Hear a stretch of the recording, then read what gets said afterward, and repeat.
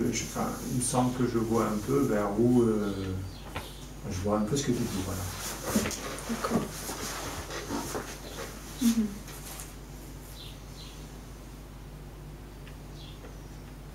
N'hésite pas à intervenir si c'est pas clair pour toi, tu vois. Parce que c'est important qu'on se cale, tu vois, par rapport à ce qui est dit, la façon de le percevoir, etc., etc., quoi.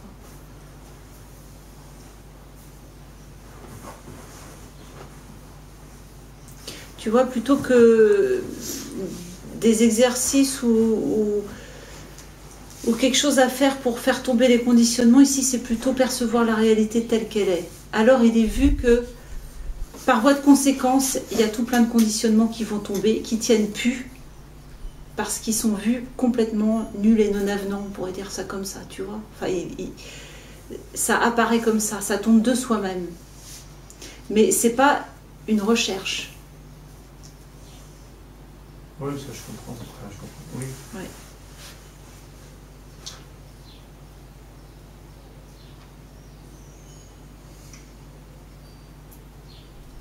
Et ça tombe tout seul, quoi. Ouais. Parfois, tu t'en aperçois même pas. Parce que le but recherché, c'est pas ça. C'est, mais qu'est-ce que je suis vraiment pour de vrai, tu vois. C'est cet appel profond à se reconnaître d'abord, tu vois. C'est mes punaises, mais c'est quoi ce truc, quoi. Il y a un truc qui va pas, il y a un truc, ça bug ici, tu vois. Il y a sûrement autre chose qui est là.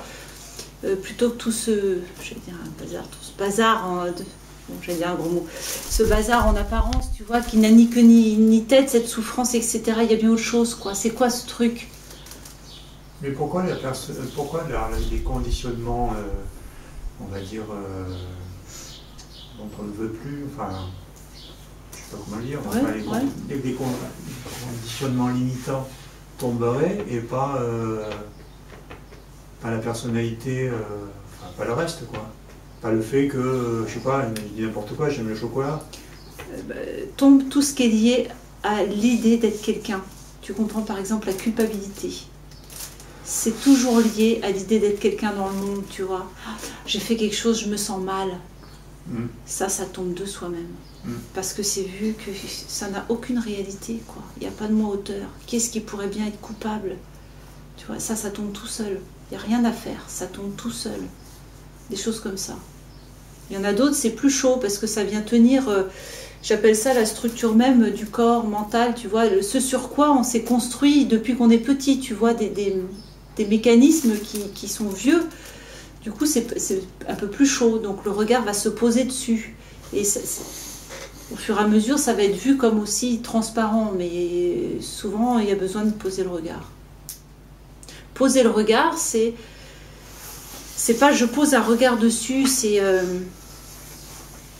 comment je pourrais dire ça, de le ramener à la présence, et en tant que présence, se laisser complètement traverser par ça, complètement, comme faisant partie de ce que je suis. C'est comme quand tu prends ton enfant dans les bras, tu vois, tu dis oui, c'est là, pas pour en faire quelque chose, simplement pour être avec ce qui est là vraiment, pour de vrai, quoi. Rentrer dans cette expérience, quoi, de la foi où on a eu ce problème, enfin, c'est ça. Qu'est-ce que tu appelles exactement rentrer dedans? On pourrait dire ça comme ça, c'est... De revivre l'expérience dans le passé, quoi. La ramener, non? Alors tu vois, moi je vais dire, tiens, il y a une émotion, peut-être qu'elle vient du passé, mais elle est là maintenant, dans le champ, là maintenant. Comment ça se passe? Voilà. Qu'est-ce qui se passe là maintenant? Comment c'est? Juste par curiosité de comment c'est. C'est tout. Enfin, c'est tout. C'est l'envelopper complet. J'aime pas trop l'expression faire un avec. Ça dépend comment il est entendu en fin de compte. Parce que c'est revenir à l'unité que nous sommes en épousant pleinement ça, plutôt que de faire un avec. Il n'y a pas de faire, il n'y a pas de quelqu'un qui fait un avec quelque chose.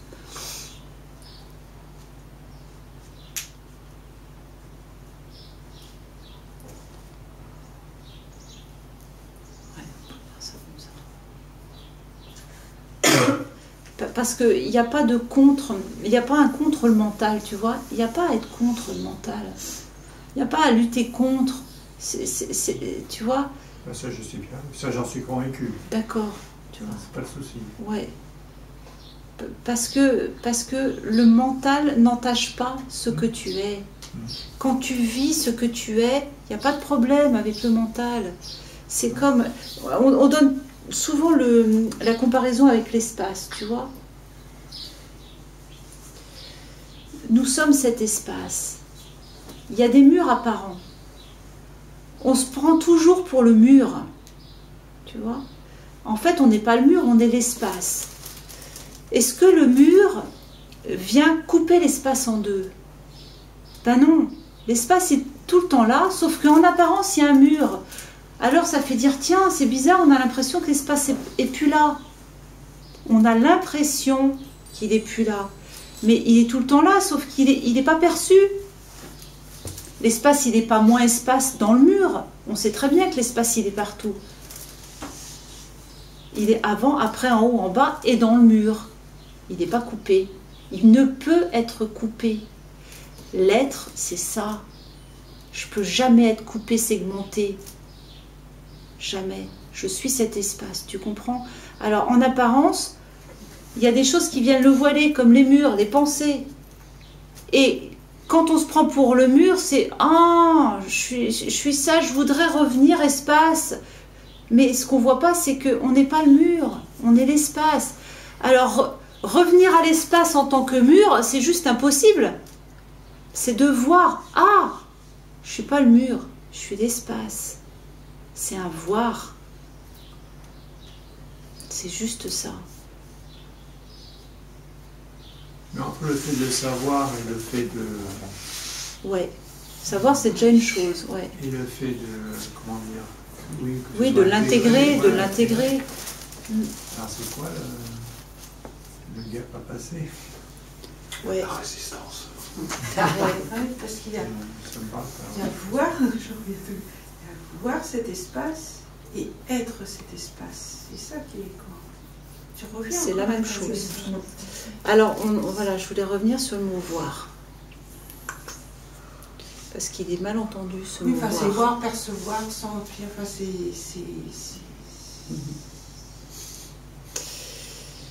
Dans un premier temps, il y a moi qui vois, qui perçoit des objets extérieurs. D'accord? Oui. Je perçois des objets extérieurs. On va faire un exercice ensemble, ok? Il y a l'attention qui est tournée vers les objets, on est d'accord? Maintenant, on va essayer de détendre l'attention. Détendre l'attention, c'est-à-dire lâcher le désir de regarder vers l'extérieur. Simplement faire revenir l'attention en son centre, sans plus rien fixer. Même si le regard est ouvert, hein, même si les yeux sont ouverts, qu'est-ce qui reste? Comment c'est quand l'attention n'est pas focalisée vers un objet? Comment c'est? très vaste. Exact. Il reste un champ, moi j'appelle ça un champ expérientiel, un champ perceptif. Autrement dit, il faut que l'attention se tourne vers un objet, ça peut être la pensée, mais c'est plus facile avec les perceptions directes, que la pensée se tourne vers l'extérieur et se focalise pour venir découper le champ perceptif en un apparent objet, qu'elle va dire objet. Mais en fait, il n'existe rien de tel que ça. L'objet est un découpage de l'attention, on pourrait dire mentale. Est-ce que ça vous parle? Non, j'entends. Il y a un focus qui a été fait sur un point précis. Ouais. Tout ça pour dire. Ouais. Oui. Tout ça pour dire qu'avec la pensée, c'est la même chose. Quand l'attention ne se fixe pas sur la pensée, ça se détend. Et c'est là où il est vu que la pensée fait partie du champ. Elle n'est pas captée. C'est ça la différence. quand l'attention se détend. Il faut que l'attention soit tournée vers pour que ça en fasse quelque chose. 2. C'est ça, 2. C'est une erreur de perception. C'est tout con, hein, le truc. Ouais. Ça, c'est vu.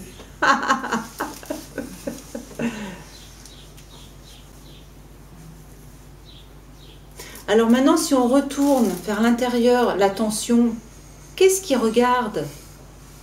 Si l'attention revient en son centre et qu'il y a toujours juste un champ perceptif, qu'est-ce qui observe ce champ perceptif? Comment c'est?